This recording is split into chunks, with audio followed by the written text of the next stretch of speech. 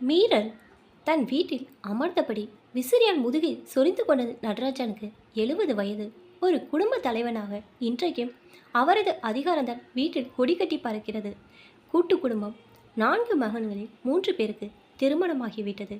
கடைசி மகன் முரளிக்கு போன வாரம்தான் மயிலாப்பூரில் பெண் பார்த்து விட்டு வந்தனர். ஒரே பெண், பணக்கார இடம். அவர்கள் போட்ட ஒரே கண்டிஷன், முரளி வீட்டோட மாப்பிள்ளையாக இருக்க வேண்டும் என்பதுதான். அவர்கள் தருவதாக சொன்ன மிகப்பெரிய வரதட்சணைக்கும் நகை நட்டுகளுக்கும் கிடைக்கப் போகிற ஏராளமான சொத்திற்கும் ஆசைப்பட்டு நடராஜன் தலையை ஆட்டிவிட்டு வந்தார். ஈசை சேரில் வெகு நேரமாக கண்களை மூடி கிடந்த நடராஜன் மெல்ல எழுந்து சமையலறை பக்கம் போனார். அங்கு அவரது மனைவி மதுரம் மட்டும் தனியாக வேலைகளில் ஆழ்ந்திருந்தாள். என்னை யாரையும் காணோம், நீ மட்டும் தனியாக வேலை பார்க்குற. மூத்தவனும் அவன் பொண்டாட்டியும் குழந்தைகளோடு ஏதோ ஒரு கல்யாண ரிசப்ஷனுக்கு போயிருக்குதுகள். மோகன் அவனோட மச்சினியோட குழந்தைக்கு பிறந்த நாளாம். அந்த ரெண்டும் அதுக்கு புறப்பட்டு போதுங்க. அது சரி, மச்சினியோட குழந்தைக்கு பிறந்த நாள்னா அவசியம் போய் கலந்துக்கணுமா? போகலைன்னா தலை வெடிச்சு போயிடுமா? அதுக்கு போகிறவன் கையை வீசிக்கிட்டு சும்மா போயிட முடியுமா? ஏதாவது வாங்கிக்கிட்டு போயிருப்பானே. என்ன வாங்கிட்டு போகிறானோ யார் கண்டா? நம்மக்கிட்ட சொல்லிட்டா போதுங்க. அதுங்களோட இஷ்டம் தானே இந்த வீட்டில். அப்புறம் விஷ்ணுவும் அவன் பொண்டாட்டியும் எங்கே ஒழிஞ்சாங்க? சினிமாவுக்கு போயிருக்காங்க. கடைசி புத்திரன் முரளி எங்கே போனான்? கிரிக்கெட் மேட்ச் விளாட போனான். காத்தாலே தங்க வந்து என்னமோ காதை கடிச்சிக்கிட்டு இருந்தாலே என்னவா? அதானே. என்னடா இவ்வளோ நேரமா கேட்க காணாம பார்த்தேன்.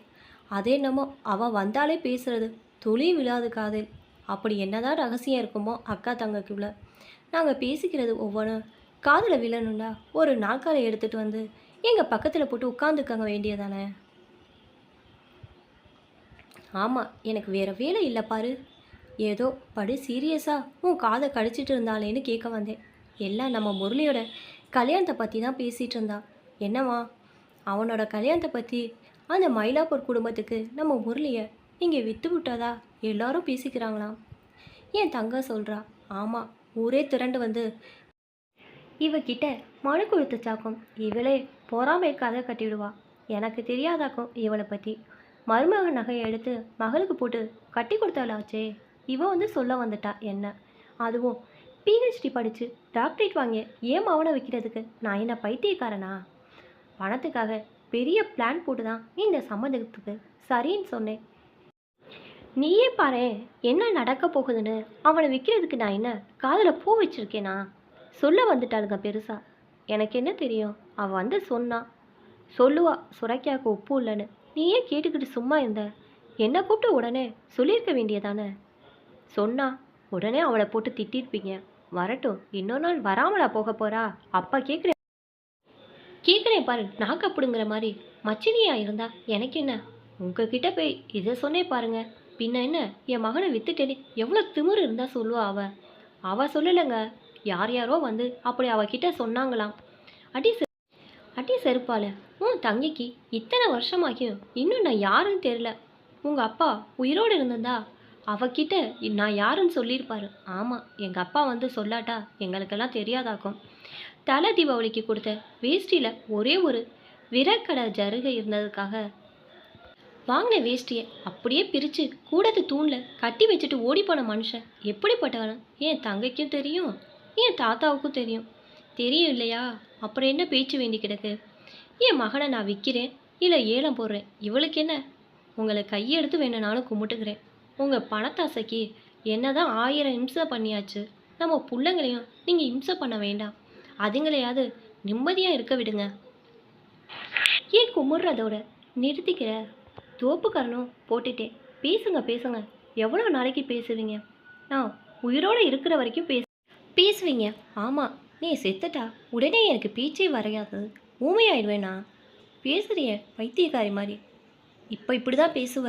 நாளைக்கு இதே முரளியோட இதே கல்யாணத்தை வச்சு மூட்டையாக பணம் சம்பாதிக்க போகிறேன். அப்போ வந்து நீ என்ன பேசுறதுங்க பார்க்குறேன். இரு. நாம் மட்டும்தான் பெண்ணை போய் பார்த்தோம். முரளி இன்னும் அவளை பார்க்கல. மனக்கொட்டை கட்டாதீங்க. என் பிள்ளைங்க யாரும் நான் கிழிச்சு கொட்டை தாண்ட மாட்டாங்கடி. நாமா அவளை பார்க்க போன போது முரளி அமெரிக்காவில் இருந்தான். அடுத்த வாரம் அவளை போய் பார்த்து சரின்னு சொல்ல போகிறான். முரளியின் கார் வரும் சத்தம் கேட்டது. உடனே நடராஜன் வேகமாக போய் ஈசி சேரில் சாய்ந்து தூங்குவது போல் கண்களை மூடிக்கொண்டார். முரளி கை கால்களை கழுவி ஆடை மாற்றி கொண்டான்.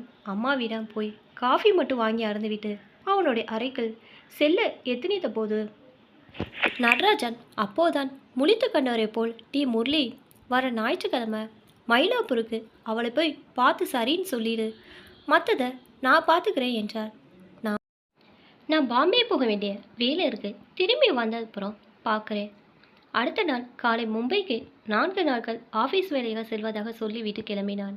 அடுத்த 3 நாட்களில் நடராஜன் பெயருக்கு ஒரு பதிவு தபால் வந்தது.